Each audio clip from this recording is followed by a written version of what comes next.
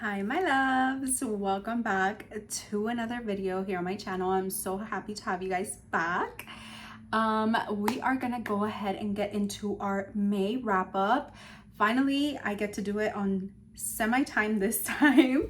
I am super excited because this month I actually was able to read 8 books in total, and that is a blessing for me because I feel like the last few months have been kind of not the greatest in the amount that I'm reading, but they have been a blessing in the sense of the quality of the books. So once again, we're going for quality over quantity at this point, but in this case for the month of May we had quality and quality, so I'm super excited. So without wasting any more time, let's get into this.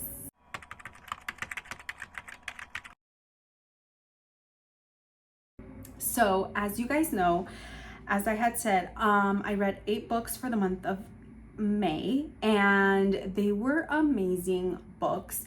I am going to start though with one that probably has been the worst book I have ever read. And that is probably going to be, well, not even probably, I know for a fact that it is the worst book I've ever read. The Sinner by Shantel Tessier. Now, please hold on. Oh my God! Okay, it's happening. Everybody stay calm. What's the procedure, everyone? What's the procedure? Stay calm. Wait. Everybody calm down. Don't get your tits in a twist now, because I know a lot of people probably really loved this one. And personally, I really loved and enjoyed The Ritual and Shantel Tessier in general. I really like her books. But this one was an absolute no for me. Yeah, honestly, no words. This one was one of those where it was like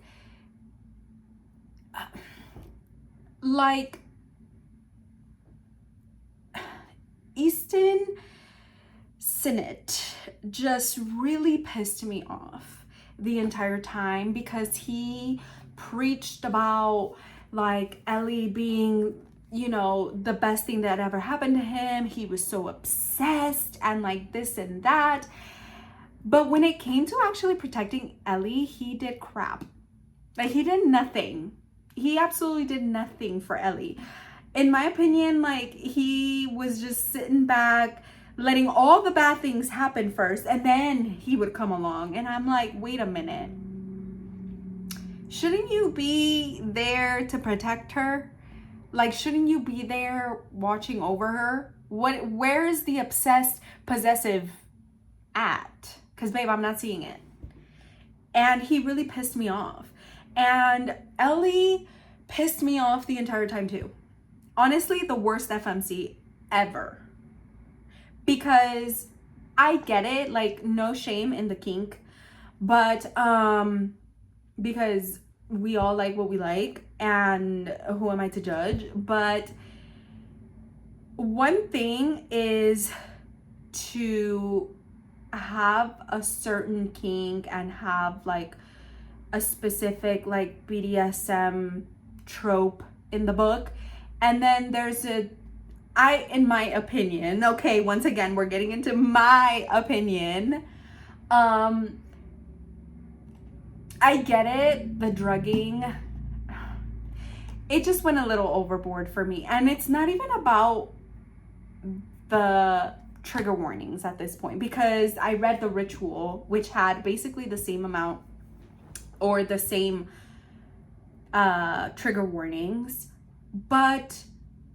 and I've read like pitch black books with really crazy and intense trigger warnings, and I love them.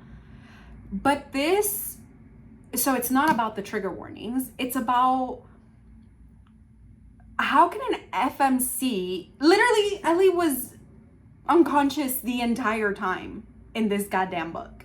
The entire time she was completely unconscious, and honestly, that really pissed me off because I'm like, okay, like, I get you have a kink for it, but at some point, babe, you have to grow a freaking backbone and let these people know that not just anybody can come around, drug you up, and do as they please with you. Am I making sense? Because what the hell? Like, I'm all for a little BDSM, like, please. But consent for me is like, isn't that the whole point of BDSM? Am I missing the plot here? Because I thought that there was supposed to be some form of consent regardless of what you're getting into. But there was none of that. I feel like she grew no backbone. She just let it happen. And I understand that there's a background with her, and I tried to be empathetic with how she grew up, because she did grow up being very much like groomed to be that way, and that's very sad. And I could understand how that brings out like trauma response or whatever, but I'm like, shouldn't that be a bigger reason for you to like stand up for yourself at some point? I don't know. Am I missing something here? Because this was not it. Honestly, it just pissed me off the entire time. How did I manage to finish that? I have no idea. It was a buddy read, actually. And I didn't want to leave the person that I was reading it with halfway through. But I did make it clear that I was like, girl, I am not enjoying this shit at all. Like, it's pissing me off. And she was like, just keep going, please. And I'm like, okay, I'll keep going, but it's ass. I just want you to know that it's not the book that I want. It's not a book I'm into. Like, it's just not great. Anyways, now that we got the bad part out of the way, let's get into another book that I actually read at the very, very beginning of the month. And this was amazing. She is one of my auto-buy authors, and she is fantastic in every way. Miss Rina Kent with Hunt the Villain. Now, I know there's a lot of mixed reviews. There's a lot of like, do you love it? Do you hate it? But you know what? I loved it. I'm gonna be honest. I loved it. And the reason why is because it is very much God of Fury in a different font. But then again, I feel like most of her newer books are very much copy and paste of her Legacy of Gods. But I'm not even mad about it. Obviously, I still love Nikolai and Brennan more because they were the very first MMCs, or like the first MM romance that I read from Rina Kent. But I still loved it. I still really enjoyed this one. Like, Julian is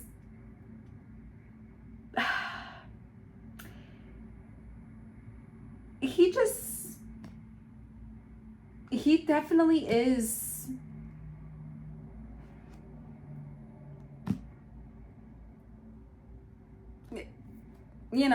copy and paste. What can I say? Honestly, I had a really good time reading it. That is basically the point of this one. It was a good time. I enjoyed it. It was funny. It was a great time. What can I say? There's really not much else I can say because it was just a good book in general. I really enjoyed it. And that's that. I listened to the audiobook along with it, and that was even better. So yeah. It was a great book. It was a really, really good book. I absolutely loved it. So that's all I gotta say about that one, because it was good. It was great. It was a fun time and I loved it. Again, very copy and paste, but I'm sad. I'm absolutely sad every time. So yeah. The next one, the next three actually, I read on Kindle. One of them was Devoured by Desire by T.C. Ray. Now, she's an indie author, and it's a very short book. It is, give me one sec. It's literally 150 pages. It's literally 150 pages, and I had a great time. It's based around a witch and a demon. Basically, she summons a demon by accident, and there it goes. Very short. I read it in like an hour. But honestly, it was actually pretty good. Like, I really enjoyed it for being such a short book. I wish it would have had more, obviously. But I really enjoyed it. I had a great time. An hour read, I mean, come on, right? I'm still gonna count it, obviously, because I still finished it. I really liked it. It was short, sweet. I liked the whole like background of like the witch and the demon, and like she summons him, and he's just, you know, he's bored as shit down there, and he's just like, you know what, I'm here to stay because clearly she needs me. So that was that. It was a really good book, honestly. I like, again, it's very short, but it was good. Not gonna complain there. And then the next one is, this one was a ARC read, and it's by Michelle Mosley. It's Blush Crush. It is out now, by the way. And this was so good. This was so good. This was actually like super sweet and cute, and I loved it. Okay, I love also the fact that the FMC was a reader. She was into her spice. Love that. Okay, I love when an FMC is a reader, because you know what, you can really relate to her obsession with books. You really can. And that was super cute. And he just caters to her. He took her on a date. First of all, on a scavenger hunt at a bookstore date. Isn't that freaking cute? That is adorable. But anyways, it is a super cute. It is a like family rival, childhood frenemies type of book. Fake dating. Yes, it was indeed fake dating. And she owns a coffee shop. He owns, or, you know, helps like administer or whatever winery business with his family. Basically he runs the whole thing. But her family owns the rival winery, and so that is why they're like family rivals, because, you know, their families are wine owners. And yeah, but their story is super cute and it's so sweet. I liked how he falls first, for sure. There is no doubt about it, and I love that. I love the fact that he sees her in a way that she does not see herself. You know, like, she is a curvy girl. Love that. And she does not think that she, like, you know, she's like shy, kept to herself, obviously, because she doesn't think that, like, you know, she's attracted to enough to like date or anything like that. And he's like, no, girl, you are my type. I can get down with you, girl. That's basically it. You know what I mean? And it's so adorable. It's so cute. Honestly, the story itself was just super sweet, and I loved every minute of it. I cannot complain about it because it was genuinely so sweet. I really enjoyed that one. That one was definitely a 5-star read. That one was great. And then I got into The Haunted Awakening by K.D. Villanueva. Oh, this was so good. Okay, there's something about like multiple 200-year-old vampires obsessed with a vampire hunter that just does it for me. You know what I mean? You can never go wrong with a good vampire romance. Honestly, I'm all for it. Like, give it to me. I will eat it up every single time. But this one was freaking great. Honestly, it had like anything you could possibly ask for. Like, she is such a strong FMC. Like, literally, she is that girl. Okay? And it starts off insanely good because let me tell you, first of all, it starts with a full scene of just murder. Straight murder by these vampires. She's caught up in the middle of it because obviously they're coming for her, but you know what I mean? But anyway, it only kept getting better from there. Like, if that's how the book is gonna start, I'm caught in the web. There's no way I'm trying to get out. I'm gonna finish till I get to the end. And that was so good. The plots just kept getting better. The twists just kept getting better. It was action packed. The FMC was so leading and strong and resilient and just so good. But the romance, get out. It was so good too. Honestly, the vampires. I'm telling you, something about 200-year-old vampires just get me every time. I don't know what it is. I honestly don't know what it is, but it's great every time. I'm gonna get down with it every time because it's that good. So that was a time. Honestly, that was a freaking time. It reminds me of literally Vampire Diaries because it's the love triangle. Like, what? Definitely go read it because that was freaking good. That was great in my opinion. But then this series has me in a chokehold, you guys. I have not finished it yet because it is a very long series. It's 7 books in total.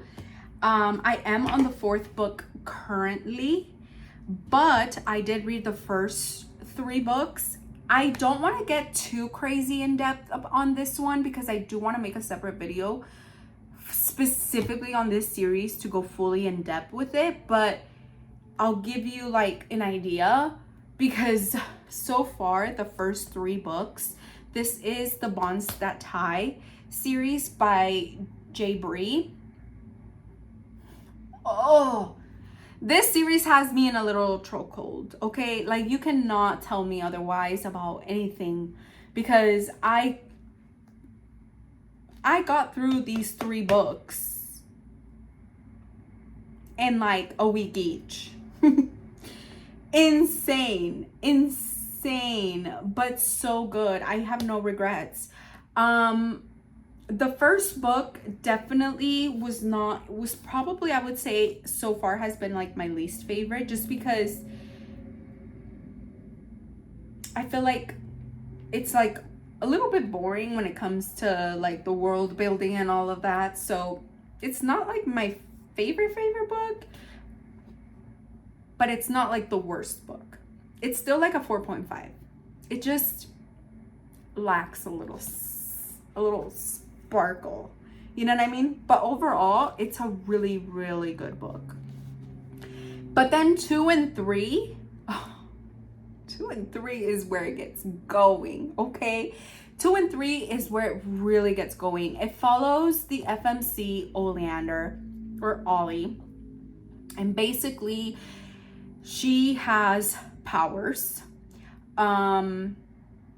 I don't want to get too much into detail, like I said, but I will give you kind of like the premise of what the books are about. So that's where I'm going to get into. But basically, she has powers, and she is part of a bond group of 5. So she has North, Knox, who are brothers. Then she has Atlas, and is it 5 or 4? Atlas and Gabe. Yeah, it's Atlas. Oh no, I'm missing one. It is 5. It's Griffin, Gabe, Atlas, Knox, and North. Knox and North are the brothers, and then there's Atlas, Gabe, and Griffin. So in the second book, it's like her and Griffin basically. In the first book, obviously it gives you like the build up and like them meeting and like all of that, the story building or whatever. But then in the second book, it's her and Griffin, and then you have in the third book you have her, Ollie, and North. And then now in the fourth book you have Ollie and Atlas. So basically each book kind of follows her with each bond, but in the process you have the whole power dynamic and like them figuring out their powers, and there's also a resistance group that, you know, obviously is out to capture the gifted, which is people with powers.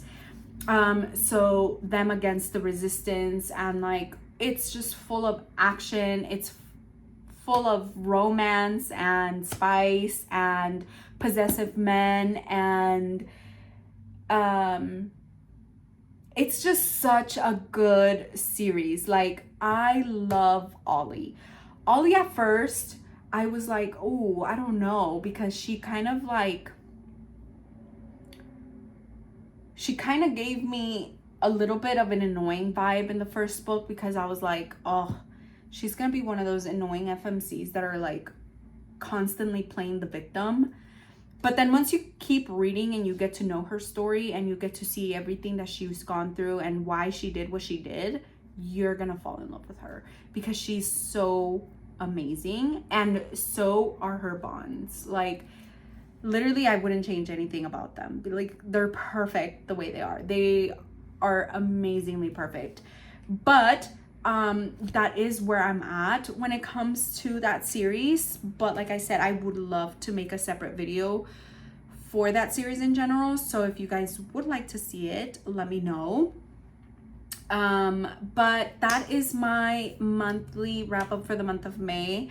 I am so happy about everything that I read, because I feel like I did read a lot, and honestly, it was a really good month. Apart from our terrible book that we had, jeez, terrible. But apart from that, it was such a great month. I am so happy with it. I'm so excited for it. And yeah, I will see you guys in the next one. Bye.